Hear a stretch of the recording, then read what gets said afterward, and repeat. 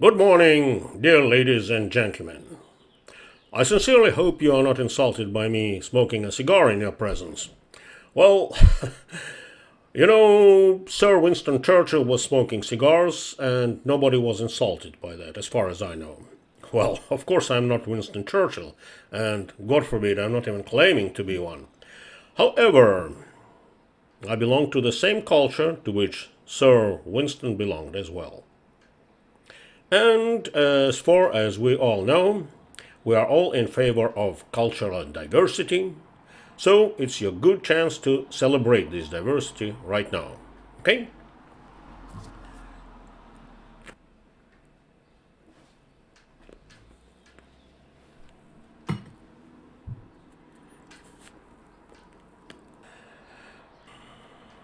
Now, let's get to today's topic.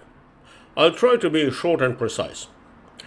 And today I would like to address one question, which seems to me quite important. That question is, why does Russia, the so-called Russian Federation, occupy the seat of the former Soviet Union, of a non-existent state, in the Security Council of United Nations Organization? Here is the structure of the United Nations, just so that you know. By the way, in the year 2003, I was teaching a course at the University of Victoria. Well, I was teaching many courses over there, but that course was my less favorite one. It was called International Organizations, which included NATO, United Nations, International Monetary Fund, etc. World Health Organization as well. And I hated that course, quite honestly, because I found it not interesting. But students mostly liked it as well. They liked most of my courses, as far as I know. Two major things which I used to mention while offering that course to my students were the following. First, United Nations Organization and, accordingly, the Security Council are the relics of World War II. And that war was over almost 80 years ago. And the second thing is that most of those international organizations, and United Nations Organization is not an exception, are absolutely incapable of solving the problems they were designed to solve.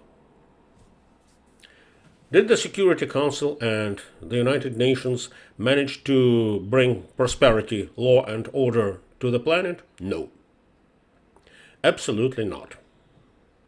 Did they add to the mess and the destruction on the international level? Yes, they did. And that's probably was the major program of those who are behind those organizations. But that's another topic. By the way, I said another thing to my students. I said to them, those organizations are good for nobody except for those who are employed by them. And by the way, you know what? That was also an exaggeration. As far as I found out later, after I had some contacts with the employees of the United Nations, they are not super well paid, except the top figures, of course. It's no wonder, by the way, because those people who form the top of the pyramid of that organization really don't like paying anyone, except themselves. But anyway, that's less important. Still, nowadays, it's generally believed that United Nations Organization is a very important organization. And of course, even more important is the UN Security Council, which consists of 5 member states: the United States of America, United Kingdom, France, China, and up until 1991 the Soviet Union, and nowadays Russian Federation.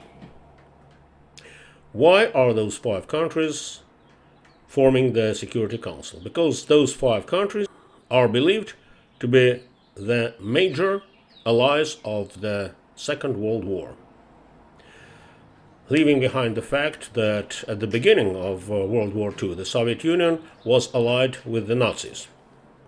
But for some reasons, that is forgotten. Okay. As I already said, United Nations Organization is a relic of World War II. So, of course, the 5 major victors are part of the Security Council. Now, the question arises, why is Russia occupying the seat of non-existent Soviet Union? And there is actually no clear answer to that question.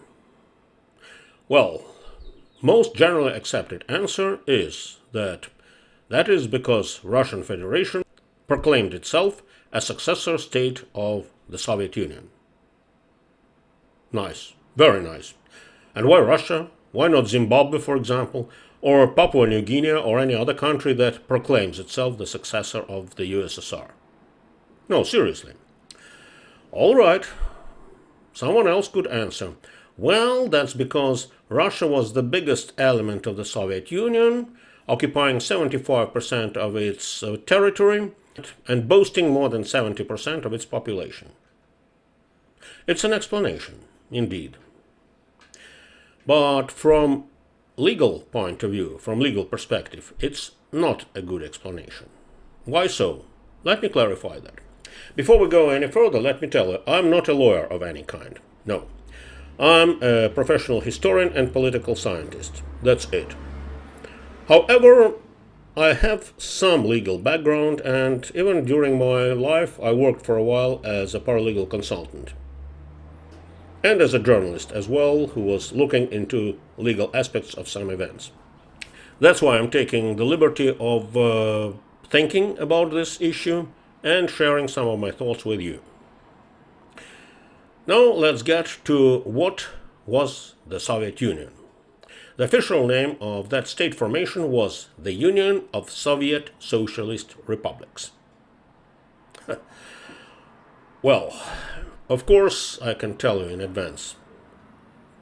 Practically, it was not a union, not of republics, definitely not socialist republics, because socialism cannot be a basis for any state formation. It simply doesn't work. And only very naive playboys could believe that it can work, or absolutely uneducated or inexperienced people. That's why, by the way, the working class of Western Europe, Poland, the Baltic states, the United States of America and Canada never accepted crazy socialist theories of Karl Marx. And that's why the followers of Karl Marx, the cultural Marxists, the neo-Bolshevists, chose other social groups to replace the working class people. But anyway, that's another topic. We're not speaking about what it was in reality, but what it was legally. For example, in reality, the states of the United States of America are also not real states. But who cares, right?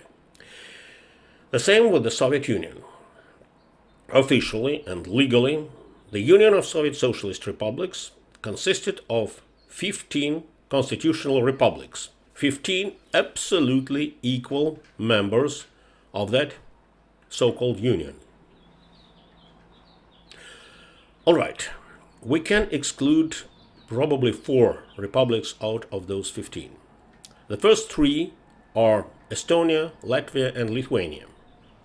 As independent states, they were taken over and annexed by the Soviet Union while it was an ally of the Third Reich of Nazi Germany, and most of the free world never recognized that annexation, including the United States, by the way, including Sweden, Denmark, and a few other countries.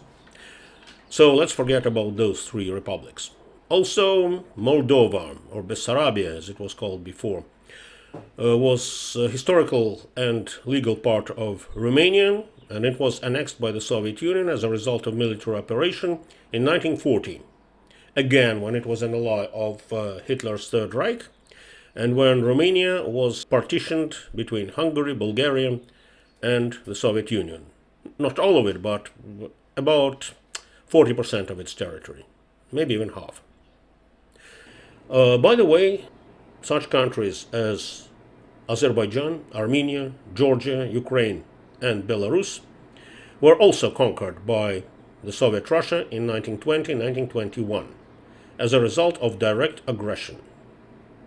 More than that, Georgia was even internationally recognized de jure as an independent state, an independent nation. However, the free world, for some reasons, forgot about the Soviet invasion of the five countries I've just mentioned. So let's put them aside. Let's believe, which is wrong, that they were also legal parts of the Soviet Union. Okay, now we are left with 11 constitutional republics. Those are Russia, Ukraine, Belarus, Azerbaijan, Armenia, Georgia, and the stands Kazakhstan, Turkmenistan, Uzbekistan, and Kyrgyzstan. Sorry, I almost forgot Tajikistan. Those were not Russian colonies, at least after 1917, at least officially and legally. In fact, they were, but de jure, they were not. Let me repeat, they were equal members of the Soviet Union. Now let's turn to World War II. Starting with 1941, the Soviet Union stopped being a friend and ally of Nazi Germany and joined the Allied nations of the free world. Interesting. Well, because it was attacked by a friendly Third Reich. And as part of that coalition, the Soviet Union was one of the winners of the Second World War. Can we say that only Russian people won that war? No, not at all. The Soviet army consisted of Russian, Ukrainian, Belarusian, Georgian, Azerbaijani, and Armenian soldiers, as well as soldiers from Central Asia. And their input in the joint victory of the Allied powers was not less than that of the Russian people. In some cases, even more than that. Ukraine, Belarus, and Georgia suffered more human casualties than any other of the constitutional republics. So the question arises, why, after the dissolution of the Soviet Union in 1991, only one of 11 republics took over the Soviet seat in the Security Council of United Nations? In my humble opinion, judicially and legally, it's absolute nonsense. That's not fair. Because in theory, all 11 nations were supposed to become part of the Security Council. Well, of course, in practice, that would be absolute mess. So there was another variant. As long as the Soviet Union ceased to exist, its seat was supposed to be vacant. And actually, it would be pretty fair if the Soviet Union in the Security Council would be replaced by such nations as Italy, Germany, and Japan. They are the most developed and the strongest countries of the contemporary world. But of course, nobody would let them into the Security Council because United Nations Organization is a relic of World War II. A relic which is absolutely incapable of solving any of the existing problems. Actually, that's more or less it. I don't want to offer any solutions except probably the dissolution of that relic of the Second World War. But I just would like you to think it over. And probably there are some strange things happening around us that smell like rotten fish. Anyway, have a lovely Sunday evening and hope to see you again. Bye-bye.